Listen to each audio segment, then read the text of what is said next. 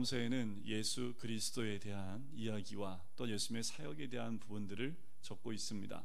사복음서 4가지 복음서에는 예수님의 4가지의 모습이 나오지요. 특별히 마태복음에 보면 예수님의 3대 사역이 나옵니다. 그것이 마태복음 4장 23절에 또 9장에도 나오는데요. 3가지를 이렇게 요약할 수 있습니다.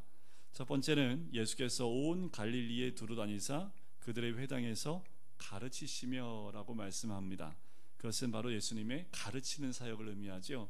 이어서 두 번째는 천국 복음을 전파하시며 복음 전파 사역을 의미합니다. 마지막 세 번째는 백성 중에 모든 병과 모든 약한 것을 고치시니 치유 사역을 의미하는 거지요. 주님의 3대 사역입니다.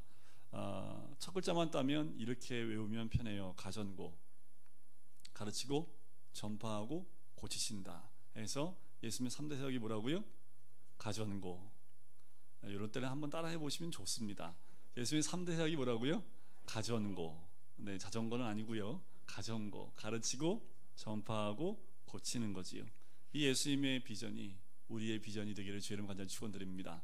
저희 이 땅에 오셔서 하나님 나라를 가르칠 뿐만 아니라 전파하셨고 모든 연약한 자들, 병든 자들, 또한 귀신에 붙들려 있는 모든 자들을 고치시는 사역을 통해서 이 땅의 주의 나라를 회복해 하셨던 것이 우리 예수님의 비전입니다. 그 비전이 또한 우리의 비전이 되어야 되지요. 우리가 어떤 환경에 있든 무슨 일을 하든 어디에 있든 상관이 없습니다. 주님 비전 내 비전 해서 주님이 말씀하신 대로 또한 이 땅에서 보여주신 대로 가르치고 전파하고 또 치유하는 그 3가지 비전을 우리 삶 가운데 이뤄나가면 우리를 통해서 내 주변에 있는 모든 자들에게 하나님 나라가 나누어지게 될 줄 믿습니다. 오늘 본문은 그 가운데 특별히 어떤 사역일까요? 고치는 사역을 오늘 본문에서 우리에게 보여줍니다. 사복음서 전체의 말씀 가운데 약 20%가 예수님의 치유 사역에 대한 기사로 채워져 있습니다.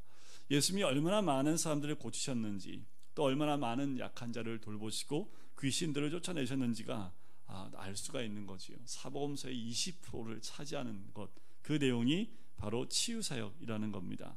예수님은 사회적으로 소외된 사람들을 1차적으로 외면하지 않으세요. 세상에서 멸시받고 세상에서 그렇게 병자들로 여러 가지 모습으로 소외된 사람들을 그렇게 외면하지 않으신다라는 거지요. 그들의 영적인 또한 정신적인 문제만 해결해 주시는 것이 아니라 더 나아가서 배고픈 자에게는 먹을 것 주셨고요. 그리고 헐벗은 자에게는 입을 것을 주셨고요. 아픈 자는 친히 가셔서 만져주시고 말씀으로 치유해 주시는 것을 우리는 말씀을 통해서 알 수 있습니다. 바로 예수님의 사랑이 이와 같은 거예요. 예수님의 사랑은요 관념적이지 않습니다. 그리고 말만 하지 않습니다. 예수님의 사랑은 사실이에요. 실제라는 거지요.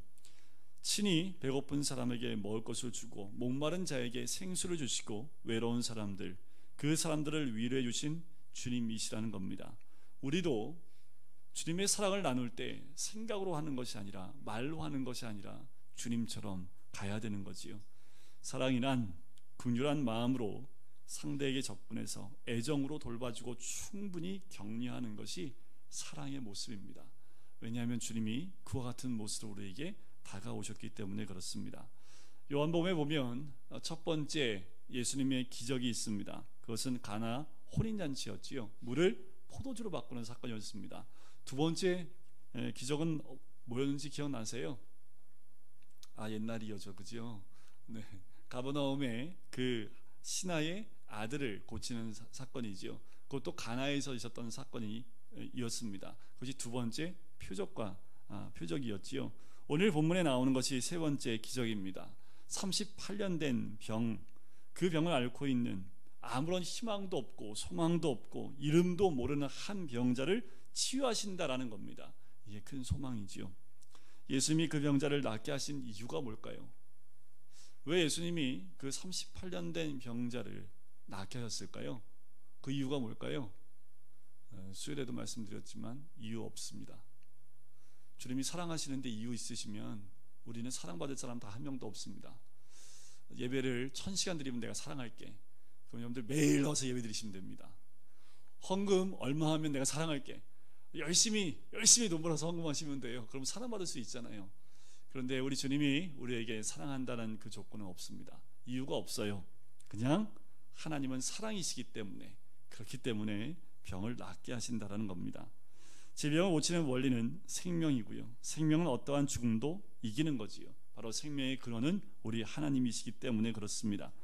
예수님이 빛이시고 생명이시기 때문에 주님이 만지는 모든, 주님이 가시는 모든 곳에 빛이 임했고 생명이 임했고, 또한 예수 그리스도를 통해서 죽은 자, 병든 자, 귀신 들린 모든 자들에게 이 생명과 빛이 전달되어지고 자유함을 얻게 되었다라는 거지요. 주님은 가는 곳마다 묶여있는 자들에게 자유함을 주십니다. 주님은 가는 곳마다 앓고 있고 병들어 있는 모든 자들에게 건강을 주셨던 분이 우리 주님입니다. 예수를 만나야 될 이유가 여기 있습니다. 여러분, 우리가 회복할 수 있는 방법은 딱 한 가지예요. 그 예수님을 만나는 거지요. 그 예수님을 만나면 조건 없어요. 중요한 건 뭐예요? 뭐가 중요해요? 안 만나면 없잖아요. 만나야지요. 여러분들, 만나기 위해서 정말 노력하셔야 됩니다. 우리가 노력한다고 만날 수 있냐? 또 이렇게 말씀하시면 저도 할 말은 없지만, 주님이 우리에게 찾아와 주시길 원하고 계시고 만나기를 원하신다면, 지금도 우리 주님은 문 밖에 서서 문을 두드리고 계시는 분이 우리 주님입니다. 우리 뭐만 하면 돼요? 문만 열면 돼요. 그럼 주님이 우리와 들어와 먹고 마심으로 우리 안에 참다운 회복과 기쁨과 또한 은혜를 누리는 복된 그 사역들과 그 은혜를 누리게 될 줄 믿습니다. 바로 우리 주님은 그 사랑의 마음을 가진 분이라는 거예요. 특별히 이 요한복음에 보면 예수님의 그런 마음이 많이 드러납니다. 예수님이 얼마나 사랑이 많으신 분인지가 드러난다라는 거지요. 오늘 1절 한번 보실까요? 1절은 이렇게 시작을 합니다.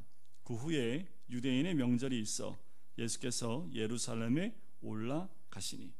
자, 여기서 우리가 한 가지 특징을 좀 볼 필요가 있는데요. 자, 사복음서 가운데 각각 복음서를 쓴 저자의 특징이 있습니다. 자, 어떤 특징이 있냐면요, 쓰는 어휘들이 반복되는데요. 마태복음은 그때에라는 말이 많이 반복됩니다. 여러분들 마태복음 한번 보세요.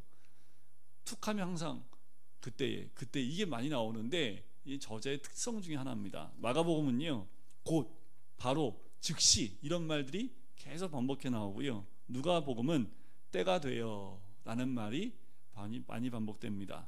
요한복음은 오늘 1절에 나오는 그 후에 라는 말이 많이 반복돼요. 요한복음에서 7번, 요한계시록에서만 9번이 기록되어져 있습니다. 그래서 사도 요한이 즐겨 사용했던 표현이라는 것을 알 수 있어요.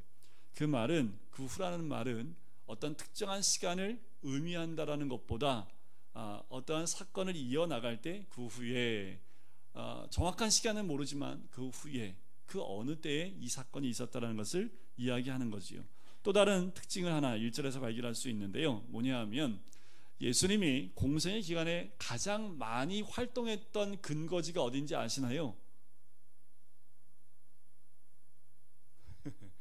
저 성경 공부 많이 하셨는데 이 정도는 답하실 수 있을 줄 알았는데, 갈릴리잖아요. 갈릴리, 그죠? 사복음서는 이 갈릴리 중심의 모든 사건들이 기록되어 있습니다. 특별히 공관복음 보면요, 예루살렘은 항상 맨 마지막에 나와요. 성전은 마지막에 나옵니다. 모든 사역, 예수님의 사역은 거의 갈릴리를 중심으로 이루어지고, 모든 이적, 표적, 모든 것들이 갈릴리 중심입니다.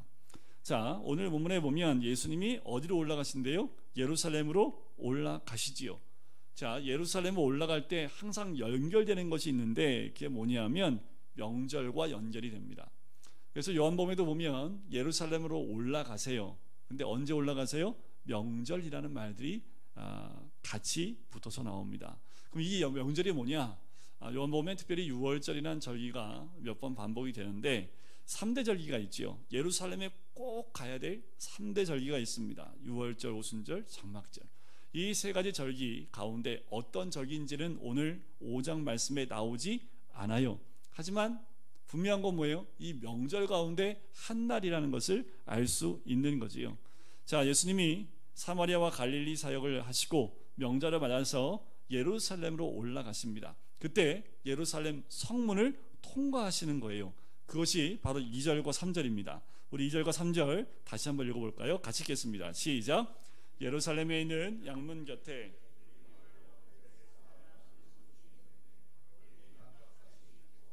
그 안에 많은 병자, 맹인, 다리 저는 사람, 혈기 마른 사람들이 누워 물의 움직임을 기다리니.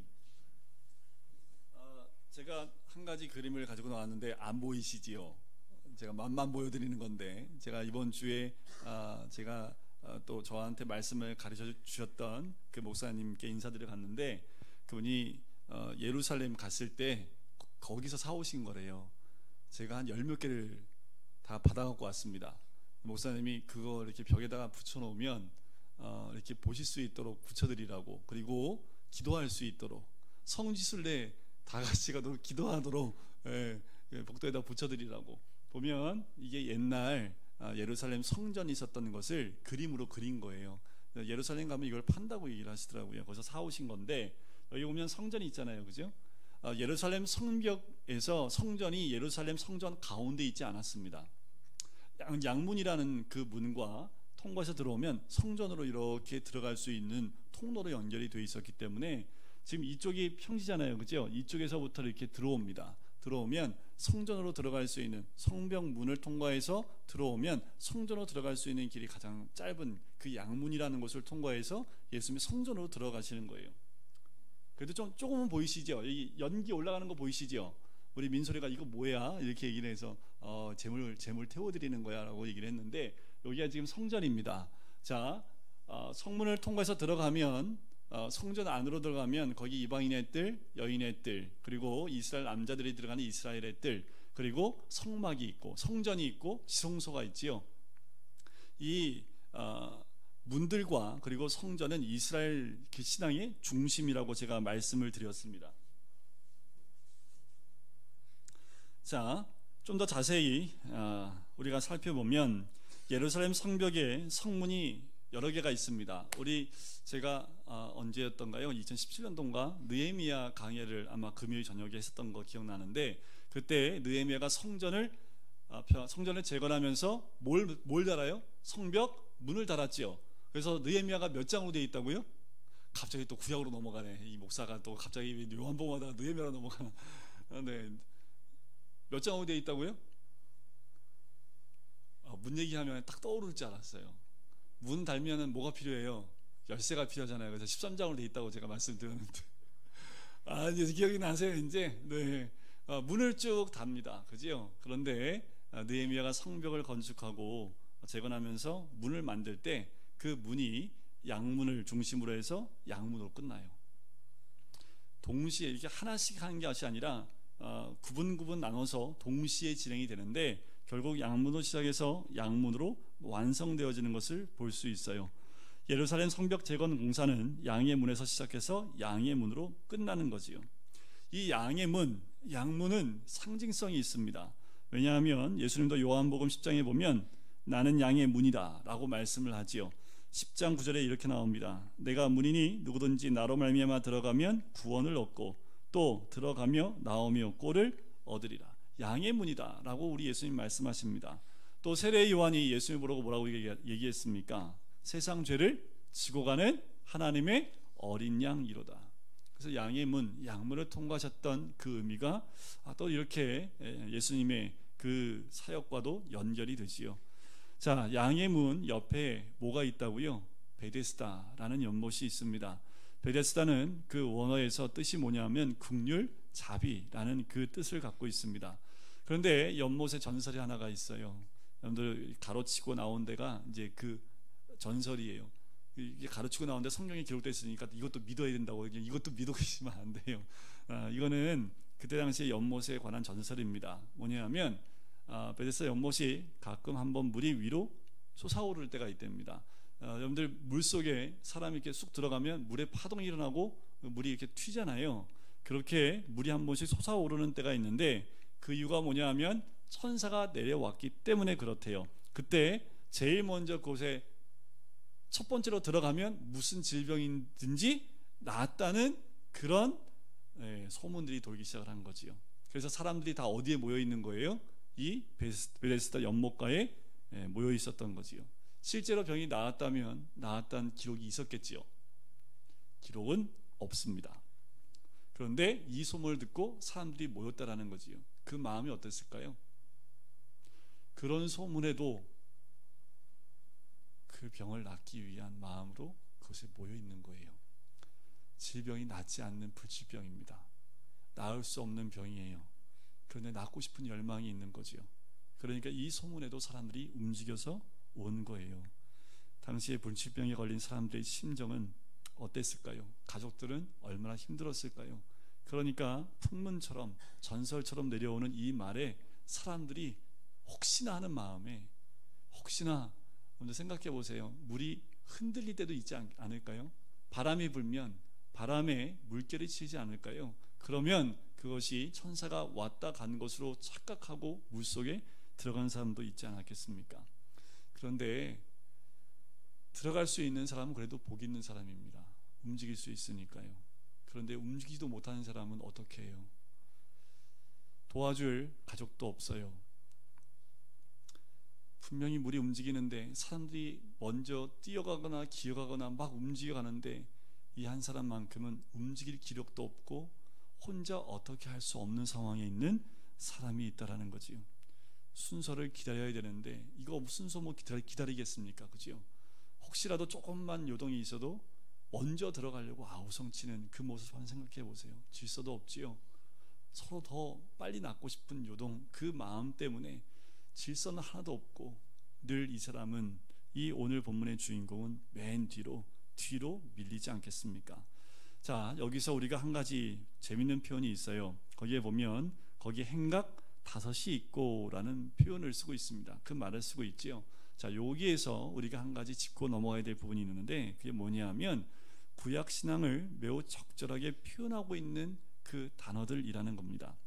자, 예수님은 사마리아 수가성 여인 우물가의 한 여인에게도 영원히 목마르지 않는 생수를 주겠다고 말씀하셨지요. 그런데 이 베데스다 연못물은요, 사람들이 떠먹는 우물물과 같은, 그래서 구약의 물이기도 하는, 그래서 이 사마리아 여인의 그 생수와 어쩌면 서로 연관이 되기도 하는 그 표현이기도 합니다. 그래서 어떤 학자들은 이 행각 5을 모세 오경으로 보기도 합니다. 하지만 히브리 숫자에서 5은요 자비, 긍휼을 뜻한다고 그래요. 예수님도 굶주린 사람을 위해서 떡 몇 개로요? 5개요. 그렇죠? 자, 그리고 그렇게 5명 이렇게 그 굶주린 사람을 먹이기 위해서 보리떡 5개와 물고기 2마리를 축사했던 것처럼 이 5이라는 말은 사랑과 긍휼을 표현하는 상징적인 의미를 가지고 있답니다. 그래서 행각 5은요 구약 종교의 상징적인 표현이기도 한 거지요. 더 재미있는 것은 베데스다 연못가에 있는 수많은 병자들이 매우 자세하게 기록되어져 있다는 거예요. 자, 누가 있었습니까? 맹인이 있었죠, 절뚝발이 있었지요, 혈기 마른 자가 있었지요. 또 다른 여러 종류의 불치병 환자들이 수없이 많이 모여있는 장소가 그곳이었습니다. 질서도 없고요, 아픈 사람들이 있으니 고름 나온 사람도 있을 거고, 또 그 모든 아픔 가운데 냄새도 났을 거고요, 환경이 참 안 좋았을 겁니다. 냄새가 얼마나 많이 났을까요? 그럼에도 불구하고 그들은 여기에 모여 있는 거지요. 4절의 그 이유를 다시 한번 얘기하지요. 이는 천사가 가끔 모세에 내려와 물을 움직이는데 움직인 후에 먼저 들어가는 자는 어떤 병에 걸렸든지 낫게 된다라는 거지요. 이 희망을, 요 소망을 갖는 거지요. 마치 지금 우리의 어떤 거하고 비슷하냐면 로또를 사는 거하고 좀 비슷한 것 같아요. 로또를 사는 이유는 뭡니까?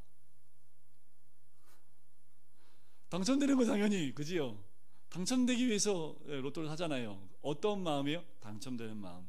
이 마음이 임하고 똑같은 거예요.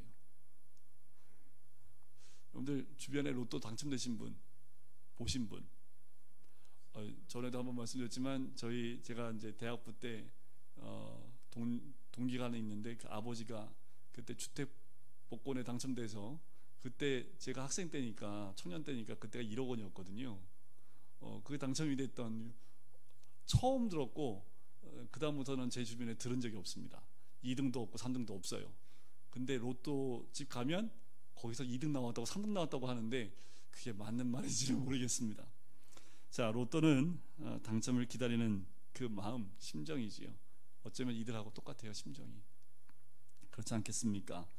여러분들 로또 사고 난 다음에 어떤 마음이 있으세요? 어떤 분이 그러더라고요. 로또 사면 당첨되면 11조 떼고 감사원금 떼고 헌금할, 12조 3조까지 다 뗄 거예요. 그리고 로또 그걸 딱 가지고 와서 기도하는 거지. 하나님 맞게만 해주시면. 때로는 거기다 손 얹고 기도하기도 하고 안수도 기도도 하고. 당첨이 안 되지는 않지요. 누군가는 당첨이 되잖아요, 그지요? 그런데 당첨되는 사람이 없잖아요, 그지요? 삶의 희망이 없지요. 그러니까 이 로또를 사시는 분들은 로또를 붙들고 한 주를 살아요. 로또를 가지고 살아요. 로또를 사는 그 순간부터 일주일 동안 행복해요. 무슨 상상력을 가져요? 1등 되면 나는 이거 할 거야. 그래서 막 상상력. 근데 딱 토요일 지나고 나면 확 무너지죠. 그리고 다시 또 로또를 사요. 그렇게 우리는 어쩌면 이 베데스다 연못 가운데 모여 있는 이 수많은 그 병자들이 그와 같은 심정으로 모여 있는 것처럼 그와 같은 환상을 가지고 사는 것이 우리들의 모습은 아닐까라는 생각이 듭니다. 베데스다 연못가에 모여 있는 수많은 병자들도 이런 환상과 꿈을 꾸는 거지요. 이것이 우리의 현실입니다. 조금만 돈이 보여도 아우성치며 몰려드는 세상이에요. 너무도 많습니다. 돈이라면 이리저리 몰렸다가 여기저기 흩어지는 세상이 이 세상이지요. 인생의 희망을 베데스다 연못물에 동함에 걸고 사는 모습과 같습니다. 물질을 따라가는 삶, 이 땅에 있는 많은 사람들이 그렇게 물질을, 돈을 쫓아가는 삶을 살지요. 이런 허황된 꿈을 잡는 일에서도요, 이런 허황된 꿈을 잡는 일에도 밀리는 사람이 오늘 나오잖아요. 그런데 그런 사람을 예수님이 만나 주신다라는 거지요. 이 38년 된 병자입니다. 스스로 아무것도 할 수 없는 상태입니다. 그 연못가의 병자들 대열에서도 낙오된 사람이 이 사람이지요. 자, 5절을 보니까 거기 38배 된 병자가 있더라. 예수께서 그 누운 것을 보시고 병이 벌써 오래된 줄 아시고 이르시되 내가 낫고자 하느냐. 자, 몇 가지 사실에 관심을 가져야 하는데, 예수님이 이 연못에 오셔서 병자들의 처절한 모습을 보셨다라는 거지. 마치 이런 거예요. 텔레비전 중계 방송에서 카메라가 전체 광경을 보여주고 있는 모습. 비추다가 한 장면을 잡아서 이렇게 쭉 끌어당기고 쭉 당기죠. 그러면은 한 사람이 이렇게 쭉 화면으로 이렇게 잡히면서 확대가 되잖아요. 그와 같은 모습이지요. 화면이 빠르게 한 사람 한 사람을 잡아주는데 그 가운데 많은 사람들이 포착이 됩니다. 그런데 그 가운데 아무 희망도 없고 스스로 일어나지도 못하고 연못물이 동해도 도와주는 사람이 하나도 없어 낫지 못하고 있고 누워서 뭐하고 있는 걸까요? 불평하고 원망하고 있는 38년 된 병자를 만나주시는 예수님께 초점이 맞춰지는 겁니다. 네가 낫고자 하느냐. 이 말에 이 38년 된 병자가 뭐라고 얘기를 해요? 저희 물 움직일 때 나 좀 넣어주세요. 이 말은 뭐예요? 예수를 만난 거예요? 못 만난 거예요? 예수인지도 몰라요. 38년 동안 누워있는 이 병자의 모습은 예수님을 보아도 알 수 없는 상태에 있는 겁니다. 이 병자는 예수님을 알아보지도 못해요. 믿음이 있는 것도 아니고요, 의지가 특출난 것도 아닙니다. 그저 자신의 운명에 내맡긴 채 목숨만 겨우 연명하는 그 상황이라는 거지요. 여기서 우리가 배워야 될 영적 교훈이 있습니다. 하나님은 우리를 보시고 그 마음을 읽으시고 불쌍히 여기시고 내가 낫고자 하느냐라고 묻고 계시다는 사실입니다. 지금도 동일해요. 주님은 우리에게 말씀하시지요. 내가 낫기를 원하느냐. 38년 된 이 병자는 그 말이 무슨 말인지 이해를 못하지요. 그래서 7절에 이렇게 얘기합니다. 병자가 대답하되 주여, 물이 움직일 때에 나를 못에 넣어주는 사람이 없어 내가 가는 동안에 다른 사람이 먼저 내려가나이다. 아마 내려가는 사람이 있었긴 했나 봐요. 그죠? 그러니까 나를 좀 도와달라는 거 아닙니까? 희망을 안고 있지만 38년 된 병자는 아무것도 없고요, 가족도 없고요, 아무것도 없는, 정말 가치가 세상에서 없는 인생인지도 모르겠습니다. 남아있는 미련도 없어요. 어쩌면 우리의 삶도 그와 같은 삶이 되어가고 있진 않은지, 진정한 믿음 가운데 예수 그리스도를 만나야 소망이 있는데 그 소망 없이 그냥 세상의 흐름에 내 자신을 맡기고 그냥 그래서 저도 직장 생활을 할 때 한 달에 한 번은 참 기분이 좋아요. 직장 다닐 때는 이날이 손꼽아 기다려지잖아요. 그죠? 25일. 그런데 딱 하루만 지나면 잔고가 없어지는 걸 보고 또다시 절망 속에 빠지는, 그래서 그때 참 안타까운 건 그 기쁨은 하루도 안 가고 그 다음날 또다시 25일을 기다리고 있는 그 모습이 직장 생활하는 모든 분들의 모습이다 라고 이야기를 들으면서 맞다라는 생각이 들더라고요.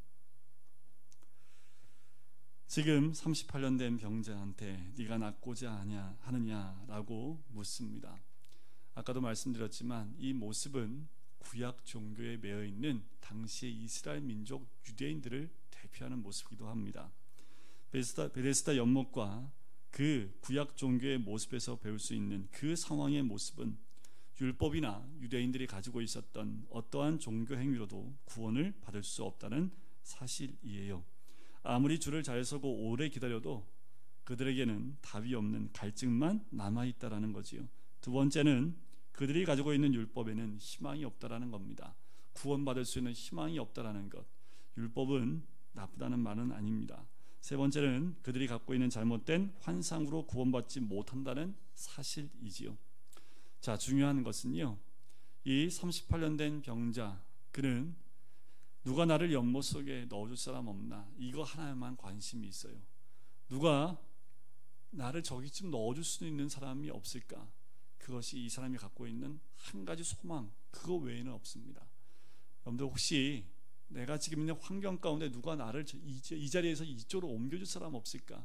여기에만 관심이 있다면 그건 잘못된 환상입니다. 예수를 만나지 않으면 그 환상을 갖고 살아도, 정말 예수님 만나도 그 만남 속에서도 은혜를 누리지 못하고 회복을 누리지 못하는 거지요. 자, 우리 주님 말씀하십니다. 8절을 보실까요? 예수께서 이르시되 뭐라고 말씀하세요? 일어나 내 자리를 들고 걸어가라. 자, 세 가지입니다. 아주 우리 예수님은요, 간단 명료해요. 여기서는 왜 내 믿음이 어디 있느냐 책망도 안 하셨고요. 자, 믿음이란 뭐냐 하면 설명도 안 하십니다. 그냥 이 38년 된 그 병자의 모습, 눈동자는 이미 초점을 잃어버린 38년 동안 누워있는 그 38년 된 그 병자의 모습 가운데서 어떠한 설교를 할 수 있겠습니까? 그러니까 아주 명쾌합니다. 뭐라고요? 일어나 내 자리를 들고 걸어가라. 지금 이 환자에게 가장 필요한 말씀을 하시는 거지요. 그 병자에겐 들을 귀도 없습니다. 자신의 상처에 매여 있는 사람에게 줄 수 있는 말은 딱 한 가지입니다. 일어나 내 자리를 들고 걸어가라는 거지요. 지금도 우리에게 이 말씀을 하시는 겁니다. 일어나라는 거예요. 뭐에서 일어나라는 얘기입니까? 38년 동안 주저앉아 있는 사람에게 예수님의 명령은 불가능을 가능으로 바꿔주시는 거지요. 지금도 우리가 일어날 수 없는 환경이 있습니까? 우리 주님이 일어나라고 말씀하시는 거예요. 일어나라. 하나님 주님의 말씀을 의지하여 일어나라고 말씀하시는 거지요. 또 하나는 자리를 들어라는 거지요. 네가 누워있는 그 자리를 들어라라는 겁니다. 38년 동안 누워있던 병자에게 그 자리는 무엇과도 같을까요? 이 자리가 없으면 살 수 없습니다. 자기 친구와도 같은 거지요. 생각해 보니까 이런 분이 생각이 나요. 여러분들 성악가 파바로티 여러분들 기억하시나요? 그분은 이렇게 막 노래 부를 때 손에 뭐 들고 있죠? 기억을 하지 못하시네. 네, 손수건 들고, 흰 손수건. 이분은 이 손수건을 안 들면 노래가 안 나온대요. 이 손수건이 친구와 같은 거죠. 여러분, 우리가 이런 게 있다라는 거예요. 오랫동안 나와 하나같이 되어져 그곳에서 우리가 벗어나지 못하는 것이 있습니다. 38년 된 명자에게는 항상 자리를 끼고 살았다라는 거지요. 그래서 거기서 어떻게 해요? 자리를 박차고 일어나라는 겁니다. 그리고 자리를 들으라는 거지요. 세 번째는 뭐예요? 걸어가라는 겁니다. 과거의 상처와 단절하고 미래의 희망을 향해 걸어가라고 명령하시는 거예요. 여러분, 이 명령이 우리 삶 가운데 선포되어지기를 주의 이름으로 간절히 축원드립니다. 일어나 내 자리를 들고 걸어가라. 우리가 들고 걸어가야 될, 그리고 벗어나야 될, 그리고 벗어나 걸어가야 될 것이 무엇인지를 보셔야 되는 거지요. 지금도 우리 주님은 우리에게 명령하십니다. 일어나 내 자리를 들고 걸어가라 라는 거지요. 9절 맨 마지막에 보면 이날은 무슨 날이라고요? 안식일이라는 겁니다. 다음에 이 설교를 할 때 이 안식의 개념을 또 한번 말씀을 드릴 텐데, 진정한 안식을 누리는 거예요. 38년 동안 한 번도 안식을 경험해보지 못한 이 병자는 예수 그리스도를 만남을 통해서 진정한 안식을 누렸던 거지요. 결국 이 안식일에 이 병자가 자리를 들고 걸어가다가 태클을 당해요. 안식일 날 너 들고 가지 말아야 될 거 들고 간다고. 그때 이 병자가 얘기하지요. 나로 하여금 낫게 하신 분이 이것을 들고 가라고 했습니다 라고 이야기하는 장면이 그 뒤에 이어서 나옵니다. 여러분, 38년 동안 한 번도 안식을 누리지 못했던 사람이 예수 그리스도를 만나고 그 말씀에 순종함으로 진정한 안식을 누렸습니다. 그 안식은 세상 어디에서 그 누구하고도 누릴 수 없는 진정한 안식이지요.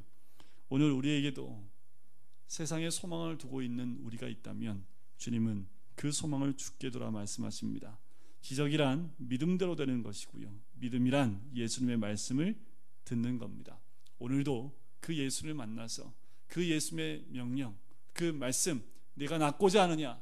아멘, 주님 낫고 싶습니다. 이렇게 고백이 나오는 것이 더 바른 답이겠지요. 그리고 우리 주님의 음성처럼 일어나 내 자리를 들고 걸어가라. 오늘 이 밤에 우리가 혹시 이 38년 된 병자처럼 누워있는 부분들이 있다면, 내가 누워서 자리에서 꼼짝달싹 못하고 누워있는 그 모습들이 있다면 오늘 일어나셔서 그 자리를 들고 이제 벗어나 걸어가시는 우리 모든 성도님 되시기를 주님의 이름으로 간절히 축원드립니다. 우리 같이 찬양 드릴까요?